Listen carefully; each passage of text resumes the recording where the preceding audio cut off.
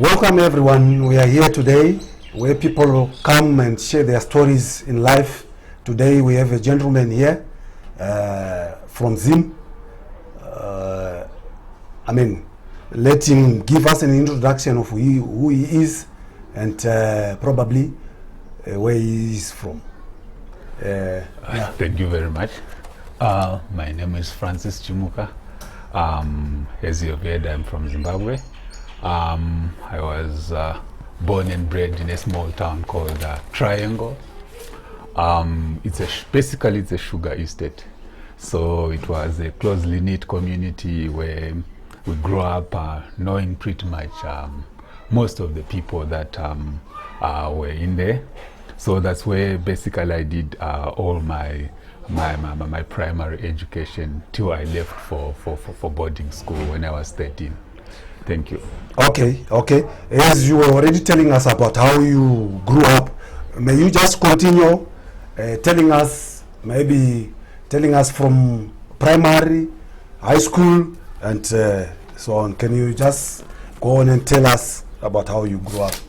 Yes, so I did my primary education at a small school called Kamba Primary School. So basically I did there up to grade 6. So then we moved to another section where I then finished my grade 7 at a primary school called Dunuza Primary School. So from then on I went to high school. Secondary school per se, I can say. I went to St. Andon's High School. That's where I did my Form 1 to Form 4. After St. Andon's, I then went to St. Joseph's Hama Mission. That's when I did my A levels. Okay. When you were still in primary, were there some challenges that you would want to share with other people around the world, how you were going through your primary level? Basically, I am of that generation where during our primary education, things were still fine in Zim. So I can't say we really had much challenges.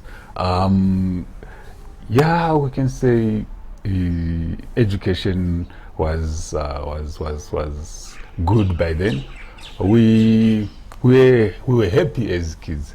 We would do as all other kids around the world do sports. After school, we would go out and be adventurous till like it gets dark, then we'll come back. So as for challenges, generally I can't really point much because we were just kids. So we can say you were one of those kids who were privileged, so to say. Yeah, you know, when you are at primary, sometimes there's a lot of things that you will be lacking, and there will be a lot of things that you see other kids, and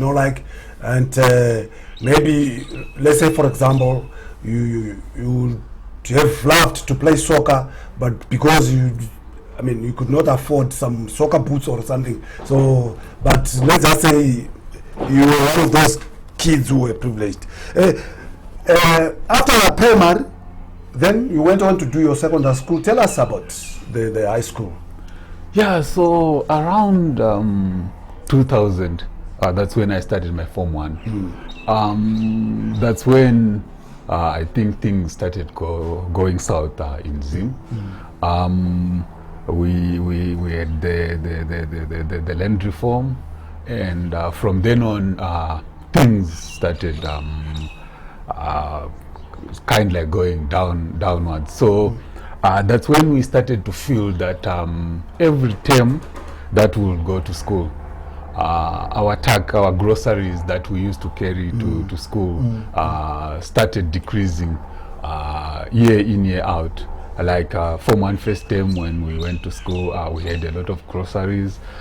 We could afford most of the things that we wanted. But as time started passing, we started struggling to keep up with the groceries that we used to go with at school. So we started feeling it. Even the pocket money that we were given we started feeling that things were really not okay. Oh, that was a bit of, unfortunate.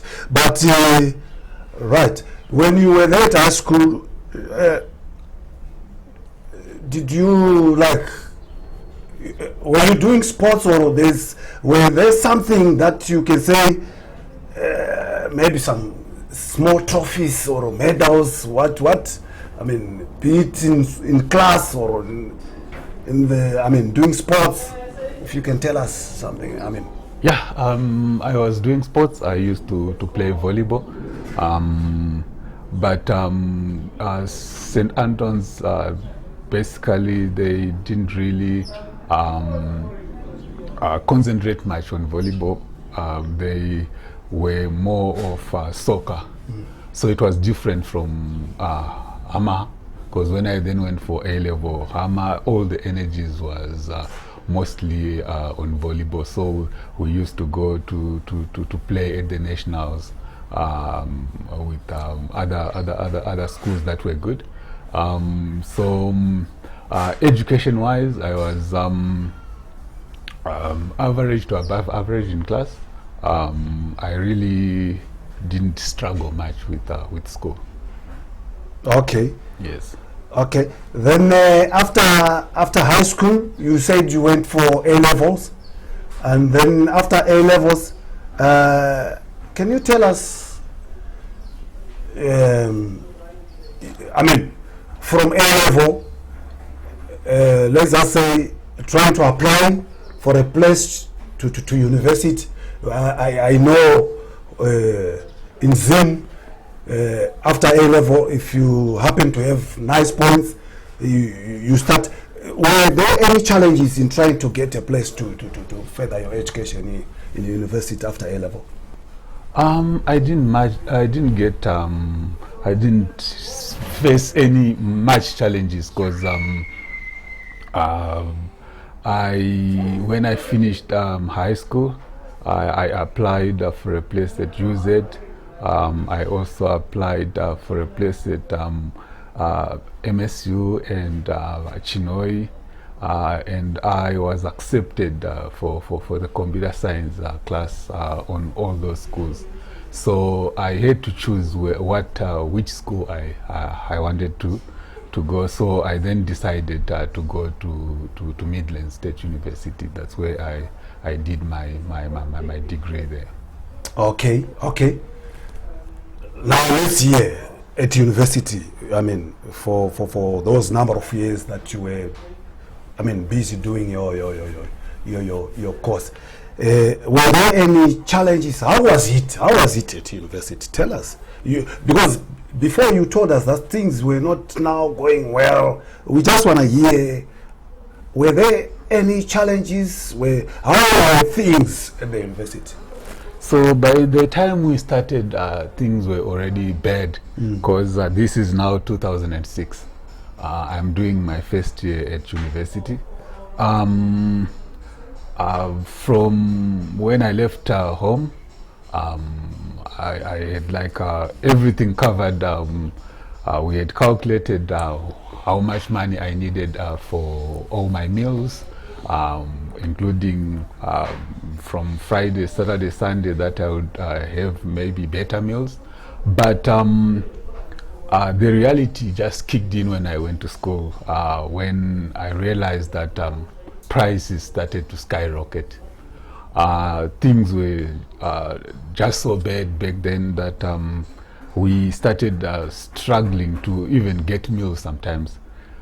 So I stayed on campus for the first semester, and it got so bad that there was a lot of pressure to find a plate of food at the dining hall. I think a lot of women were struggling to get food around that time. So I made the conscious decision that I was not going to stay on campus ever, because we were, even with the money that I had, I couldn't, even if you had the money, sometimes you couldn't get what you wanted. So those years were difficult because now we are talking second year. It's already 2007. I think everyone knows what happened in Zimbabwe around 2007. We were juggling between eating and studies. So it was very hard because I met my friends and I was invited to come play volleyball for the university team. I only went there for like a week or so, and I stopped because after the training sessions I was hungry, but there was really not much food around. So I just decided to say, let me save my energy for school. Which is the first priority, the thing that I had traveled all the way to go to university. Yes. So if I may interrupt you. Yes. When things were so hard, like the way you are explaining to us now, were there other kids who were actually like dropping and saying, I can't cope up, I can't go on, let me just go home and look for something else to do, because of hardships that you were facing?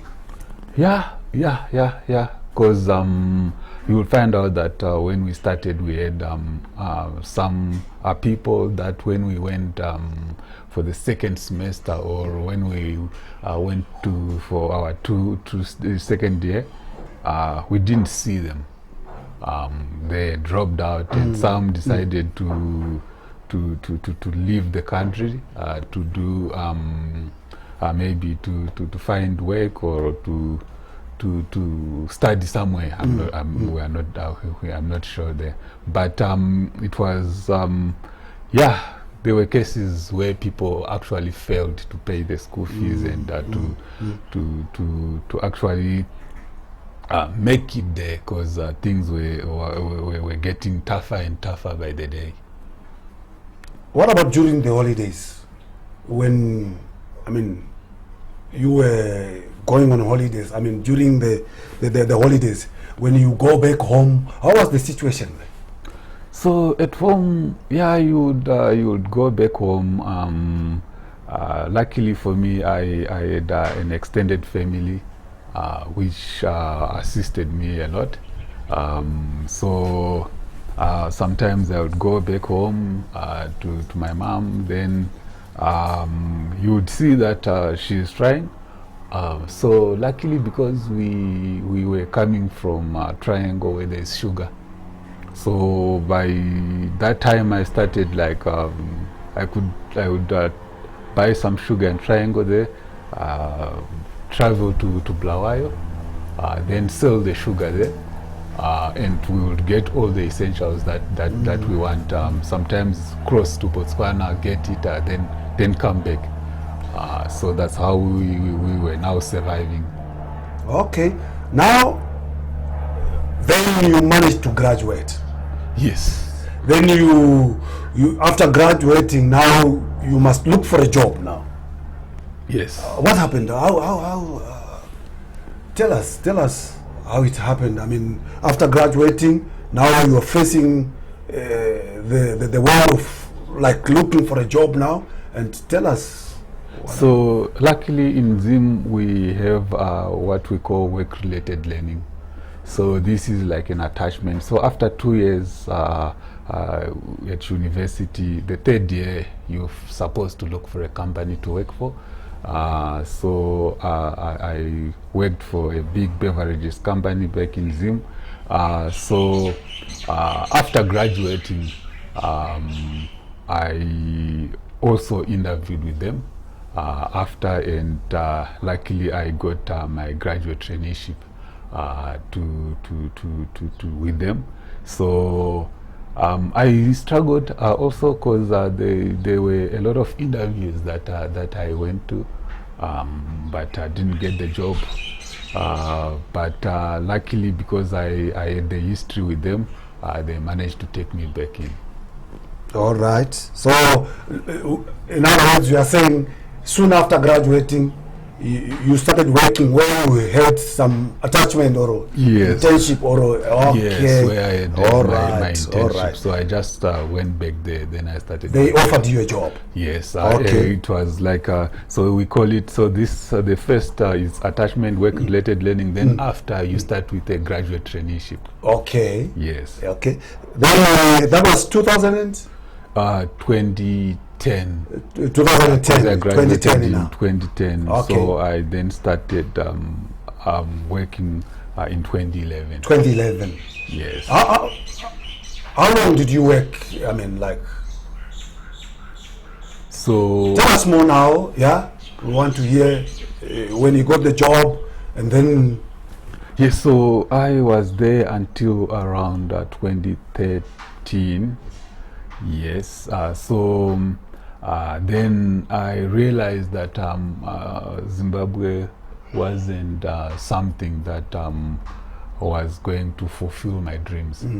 I started questioning myself whether I still wanted to be in that economy.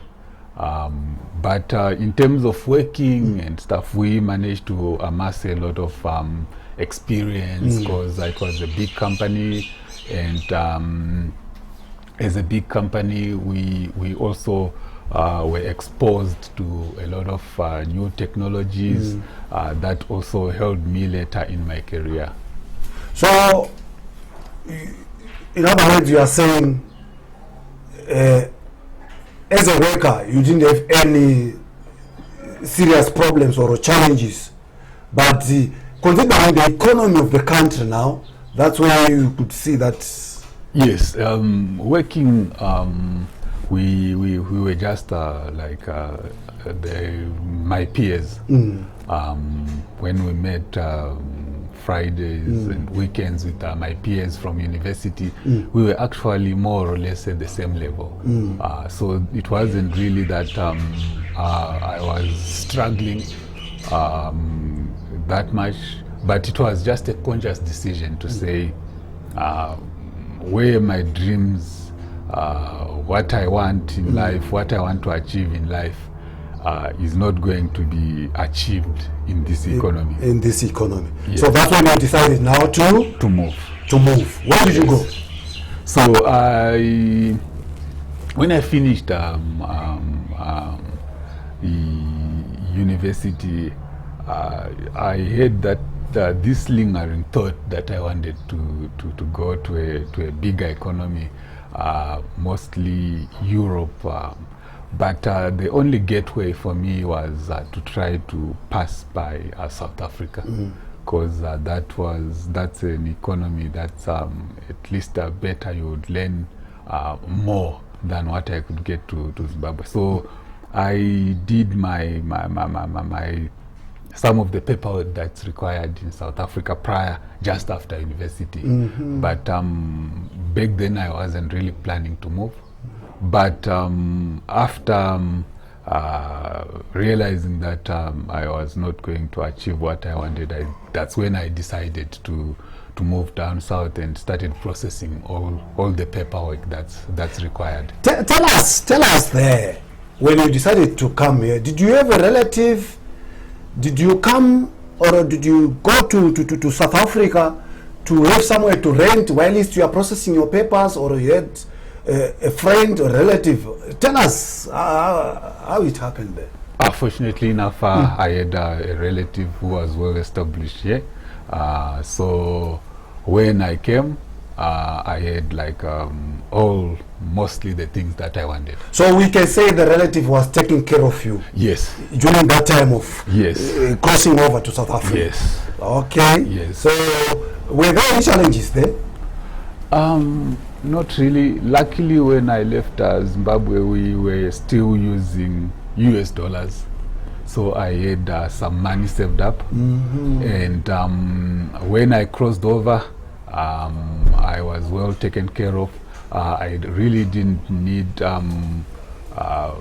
much to use my money. So I started studying some of the things that I felt were going to help me in my quest here in South Africa. So I spend most of my time focusing my energies on studying. So you cross over to South Africa whilst you were looking for a job, but Yes. then you also decided to continue studying. Yes. So when I crossed to South Africa, the paperwork back then you used to apply for your quota work permit while you're in South Africa, and it took some time. So for me, I think it took like 6 months before Okay. I could get my The permit, the quota work permit, for you to be able to work in South Africa. It took you 6 months. Yes, it took me Okay. a lot of time. Okay. So during that time, that's when I was looking for the jobs that I wanted, and I would see what were the requirements. So I started studying towards some of the things that they required. So in other case, you were fortunate to have somebody whom you can come and stay with, or to stay with in South Africa. Because when I'm looking at 6 months now, suppose you didn't have someone to stay with. On top of that, you don't have a job. It was Yes. going to be It was going to be a little bit difficult. It was going to be very challenging. Most probably, I would have gone back home. Gone back home because Yeah, you know because I couldn't sustain maybe renting and traveling and all those things. Also, the requirements for the permits and stuff. I doubt if I was going to make it alone there. I needed someone. Okay, now you have a work permit. Now you are in South Africa. Tell us how you then managed to get the job. Yeah, so How long did it take you? Now you have a permit. How long did it take you? Was it an easy walk to apply, and probably within 3 days? You tell us after you get the work permit. So after I got the work permit, I started applying. There were some hits, but there were also challenges because of my experience, not being South African experience. So a lot of recruiters would show interest. They see your qualifications and they are so excited, but when they realize that you haven't really worked here in South Africa, then they just ghost sometimes. I got to a job after like 3 months. I got a job where I was working for a very small company. So I think that was the start of it. So we have heard stories where people go to other countries, they get into that country, they end up working something that is not even related to what they've trained to be, or to what they've qualified to do. You never. No, for me, So you were like, for me, I remember there are pull and push factors that lead people to do that.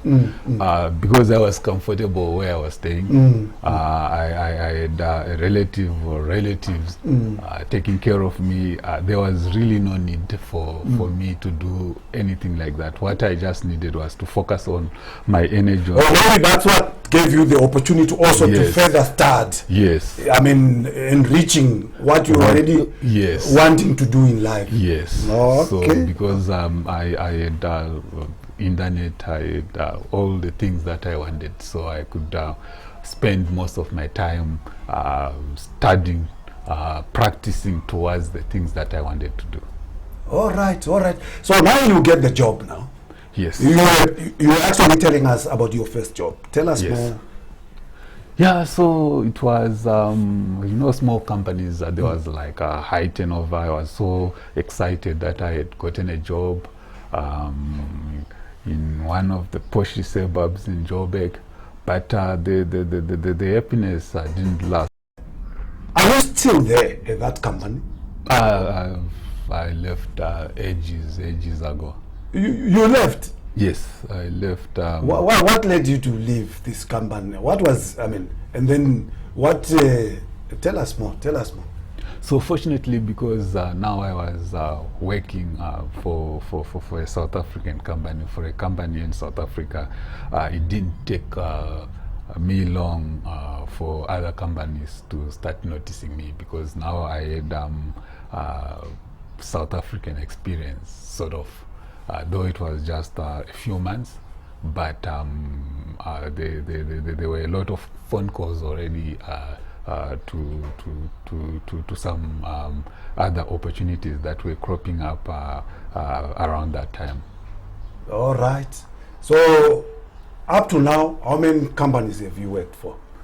That first small company, then another one, 2, 3, 4. I think now I'm on my 4th or 5th one. 4th or 5th one. Yes. But can you say now you are comfortable, or it's better than where you were before? I think now I'm comfortable. You are yes. comfortable. Yes. Right. Can we see you in another country, maybe outside South Africa? Yeah, for me, I'm a global citizen. Can we see you one day going back to Zimbabwe? Yeah, I can't say I'm not going to. Zim is home. So Zim is home. My heart is always thinking about Zim. So I see myself one day retiring back. So in other words, whatever you're doing now, you are always thinking that one day you will be back in Zim. Yes, I'll retire there, but it all depends. If what I ran away from the first time has been resolved or not. Oh, you ran away. Okay. Thank you. You did tell us about you are married now.